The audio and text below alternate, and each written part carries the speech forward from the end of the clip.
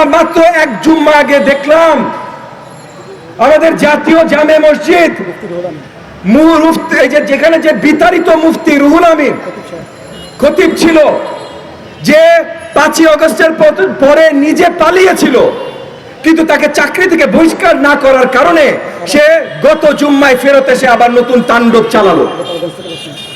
তো সে এই জিনিসগুলো হচ্ছে, তার কি এর আগে চাকরি চলে যাওয়া উচিত ছিল না?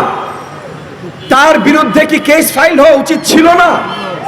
তার বিরুদ্ধে কি আইন কর্মকাণ্ড শুরু হওয়া উচিত ছিল না? আর সেটা যদি শুরু হতো, সে পলাতক ছিল ভাই। তার বিরুদ্ধে যদি আইনি কর্মকাণ্ড শুরু হতো, পলাতক অবস্থা থেকে সে ফেরত এসে এই কাজ করতে পারতো? সে পারতো না।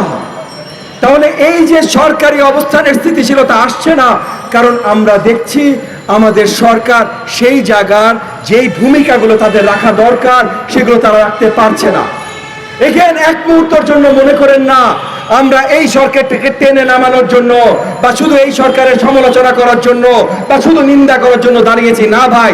এই সরকারকে আমরা দাঁড়ি করিয়েছি, এবং আমরা এই কারণে দাঁড়া করিয়েছি যে এই সরকার এখন দেশের জন্য অত্যন্ত প্রয়োজনীয়, এবং এই সরকার প্রয়োজনীয় মানে এই সরকারের স্টেবিলিটি অত্যন্ত গুরুত্বপূর্ণ।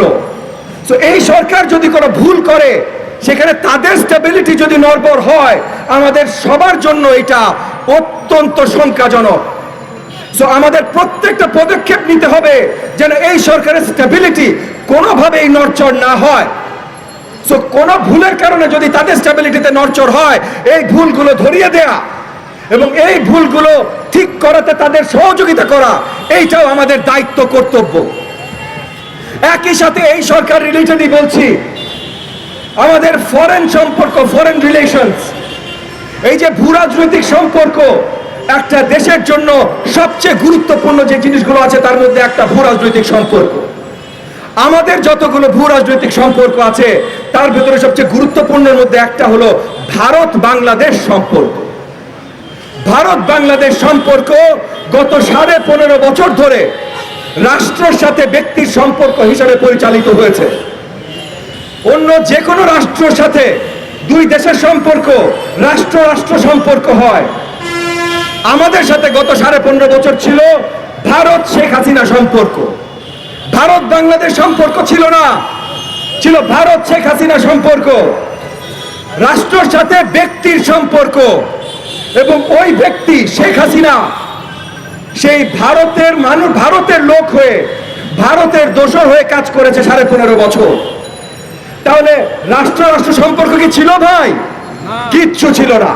কিন্তু এখন সেইখান থেকে আমাদের রাষ্ট্র রাষ্ট্র সম্পর্ক শুরু করতে হবে, এবং সেইটা শুরু করার জন্য অনেক বড়ভাবে পদক্ষেপ নিতে হবে বাংলাদেশের অন্তর্বর্তীকালীন সরকারে। ওনারা চেষ্টা করছেন না সেটা আমি বলছি না। আপনারা খেয়াল করবেন, 5ই আগস্ট যখন এই যে হাসিনার সরকার আমরা টেনে নামাতে সক্ষম হলাম, তারপরে 6, 7, 8 আগস্ট ভারতের ফরেন পলিসি, ভারতের ফরেন সেক্রেটারি জয়শঙ্কর বাবু সে কি ধরনের কথা বলছিলেন, অনেক নরম সুরের কথা বলছিলেন। উনি বলছিলেন বাংলাদেশে গণ অভ্যুত্থান হয়েছে, আমরা বাংলাদেশের জনগণ যেটা চাইবে আমরা জনগণের সাথে আছি। তখন ওনারা বক্তব্য রাখছিলেন 8ই আগস্ট যখন বাংলাদেশে আমরা অন্তর্বর্তীকালীন সরকার ওত নেয়, 9ই আগস্ট তারা বক্তব্য দিয়েছেন আমরা অন্তর্বর্তীকালীন সরকারকে সাধুবাদ জানাই, বাংলাদেশের অন্তর্বর্তীকালীন সরকারের সাথে আমরা নিশ্চয়ই কাজ করব। একই সাথে যখন হাসিনা তাদের মাটিতে এইটা নিয়ে আমরা প্রশ্ন করেছিলাম বা বিদেশি গণমাধ্যম প্রশ্ন করেছিল, তারা বলেছিল যে বাংলাদেশের লাল পাসপোর্ট নিয়ে এসছে, আমরা বাংলাদেশের লাল পাসপোর্টকে সম্মান জানিয়েছি। কথার সুরটা বুঝতে পেরেছেন যে বাংলাদেশের সাথে তারা সম্পর্ক ভালো রাখতে চায়। 3-4 দিন আগে এই বক্তব্যের সুর পাল্টে গেছে। কেন পাল্টে গেছে, কিভাবে পাল্টে গেছে? 3-4 দিন আগে তারা কথা বলা শুরু করেছে, বিজেপির বড় বড় নেতারা কথা বলা শুরু করেছে বাংলাদেশের জনগণকে নাকি উল্টে ঝুলাবে। এই ধরনের আরো নোংরা নোংরা কথা যেগুলো আমরা মুখে আনতে পারি না, এই ধরনের নোংরা নোংরা কথা তাদের সরকারি দলের বড় বড় নেতারা উচ্চারণ করছেন। তাহলে এই যে ভাষাটা পাল্টে গেছে, কেন পাল্টে গেছে? পাল্টে গেছে কারণ 1.5 মাস 2 মাস হয়ে গেছে আমাদের সরকার আমাদের এই যে দেশের মাটিতে আওয়ামী দোসরদের সরাতে সক্ষম হয় নাই।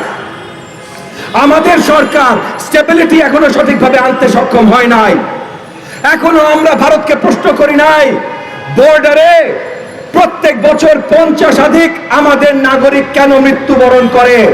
আজকে আমাদের এই সমাবেশে উপস্থিত এনডিএম এর সকল নেতৃবৃন্দ, নেতা কর্মী এবং একই সাথে আমাদের মিডিয়ার আমাদের সাংবাদিক ভাই ও বোনেরা, আপনাদের সবাইকে আমার সালাম।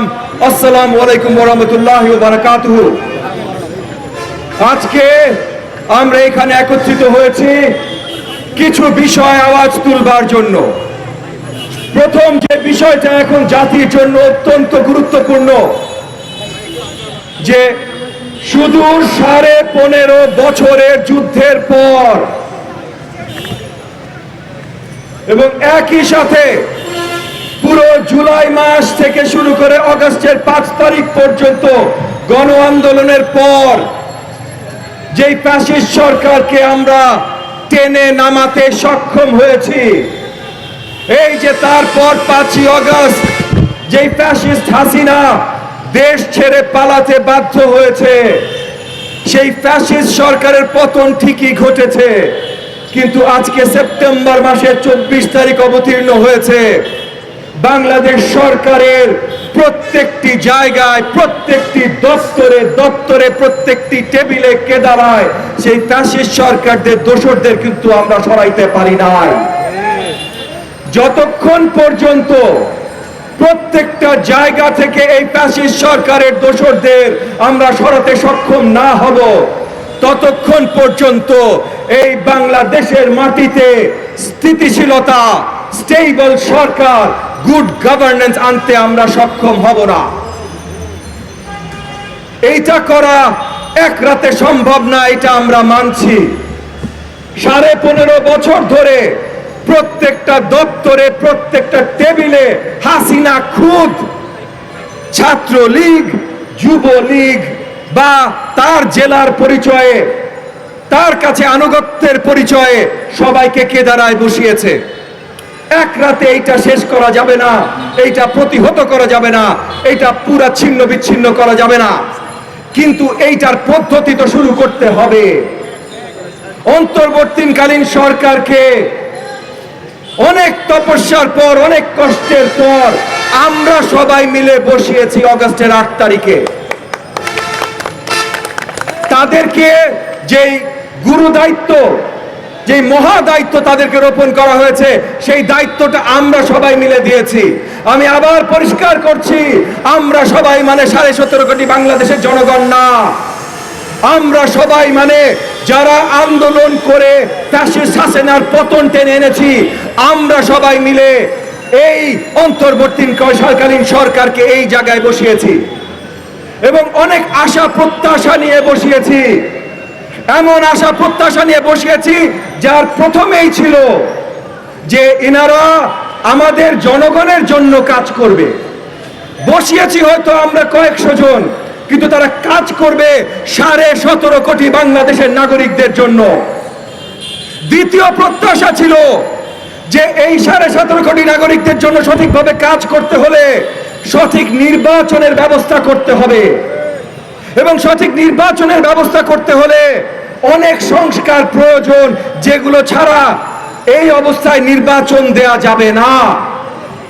তো ওনারা পরিষ্কার করবেন এই সংস্কারগুলো ওনারা কিভাবে করবেন এবং এই নির্বাচন কিভাবে দিবেন, এগুলোর কিছু গোলস বাস্তবায়ন কিভাবে করবেন, এই আলোচনাগুলো শুরু করা আমরা ওনাদের কাছ থেকে আশা রেখেছিলাম। আজকে সেপ্টেম্বরের 24 তারিখ হয়ে গেছে, কিন্তু আমরা দেখছি সরকারি স্টেবিলিটি আনবার জন্য যে কাজগুলো করা দরকার, সরকারের গুরুত্বপূর্ণ জায়গায় যেই জায়গাগুলোতে আওয়ামী দোসরদের সরানো দরকার, ওই জায়গাগুলোতে এখনো সরানো হয় নাই। সবচেয়ে আশঙ্কাজনক হলো আইন শৃঙ্খলা বাহিনী এখনো মাঠে নামে নাই। জায়গায় জায়গায় থানাগুলো ঠিকই থানায় লোক এসছে, কিন্তু থানা পুরোপুরি ভাবে কার্যকর হয়নি। পুলিশ বাহিনীর লক্ষাধিক কর্মকর্তা তারা এখনো সঠিকভাবে তাদের কর্মকাণ্ডে ফিরে আসেনি। ফিরে না আসার অনেকগুলো কারণ আছে। একটা বড় কারণ হলো পুলিশ বাহিনীর আমাদের ভাই বোনদের ভিতরে আস্থাহীনতা। জুলাই আগস্ট মাসে যেই ঘটনাগুলো ঘটে গেছে, তারপর তারাও জানে যে জনগণের আস্থা তাদের উপর থেকে সরে গেছে, এবং জনগণের আস্থা যদি তাদের উপর থেকে সরে যায়, তাহলে তারা জনগণের রক্তচক্ষুর সামনে পড়তে চায় না। তাহলে অন্তর্বর্তীকালীন সরকার এবং আমাদের সবার দায়িত্ব আছে যে আমাদের পুলিশ বাহিনীদেরকে তাদের আত্মবিশ্বাস ফিরিয়ে দেওয়ার জায়গায় নিয়ে যাওয়া। এই যে তাদের আত্মবিশ্বাস ফিরিয়ে দেয়া, এই জায়গায় এখন পর্যন্ত কোনো বড় পদক্ষেপ আমরা দেখতে পাচ্ছি না। এইটা করা অত্যন্ত প্রয়োজন। একই সাথে পুলিশ বাহিনীতে বড় বড় আওয়ামী দোসর যারা ছিল, যারা শেখ হাসিনার পৃষ্ঠপোষকতায় এই পুলিশ বাহিনীকে হেলমেট বাহিনীতে পরিণত করেছিল, পুলিশ বাহিনীকে আওয়ামী ফ্যাসিস্টের বাহিনী বা বাহাত হিসেবে তৈরি করেছিল, ডিবি হারুন, বিপ্লব, এই যে যারা আছে, এসবির মনিরুল, এই যে যারা আছে, এদেরকে এখনো আইনের বিচারের আয়তায় আনা হয় নাই। আর এই শুধু 2-5 জন না, 500 থেকে 5000 আপনার অফিসারগণ ছিল যারা আওয়ামী ফ্যাসিস্টের বাহিনী পরিচালক হিসেবে দায়িত্বরত ছিল। 2-4-5 হাজারকে তো অ্যাটলিস্ট চাকরিচ্যুত করতে হবে। সেইগুলো কাদেরকে চাকরিচ্যুত করতে হবে, কিভাবে করতে হবে, এগুলো কোনো কিছুই বড়ভাবে আমাদের সামনে এখন পর্যন্ত আসে নাই। প্রত্যেকটি মিনিস্ট্রিতে যারা এখনো দায়িত্বরত আছে, এই ফ্যাসিস্ট সরকার তাদেরকে এই দায়িত্বগুলোতে বসিয়েছিল। আরে বিএসএফ আমাদের নাগরিকদের এবং এর আগে যখন ভারত হাসিনা সম্পর্ক ছিল, তখন হাসিনার লোকাল দোসররা বলতো, আরে গরু স্মাগলিং করতে যায় মারা গেছে। গরু স্মাগলিং করতে যায় যদি মারা যায় থাকে, যদি আমার দেশের নাগরিক মরে, তাহলে আমার দেশের মন্ত্রীর দায়িত্ব তার জানের নিরাপত্তা দেয়া। সে কেন মারা গেছে এইটা চিন্তা করা না।